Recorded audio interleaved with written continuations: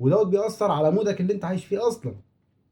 فما تبقاش عايز تسيب الحالة اللي انت فيها ديت وتفرز كمية الدوبامين، ودوت بيأثر عليك بالسلب بعدين. بتخلي الحاجات الممتعة جدا في حياتك لما يجي المخ يجي يفرز فعلا دوبامين، يفرز بكمية قليلة فما تتبسطش بيها فعلا. فبالتالي ان مخك يربط الانبساط، اكبر انبساط بالنسبة لك يبقى هو فعلا في الاغاني بس.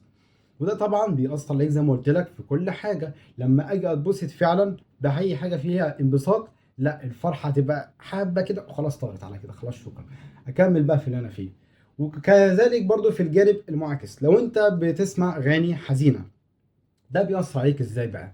بيأثر على سلوكك وتعاملك مع المجتمع، وشكلك اصلا بيكون متغير، ولو انت بصيت على نفسك في المراية مش هتحب نفسك اصلا، ويبقى شكلك غريب وبتبقى منعزل وانطوائي، وبصراحة ما حدش هيحبك في المجتمع وانت بالمنظر دوت.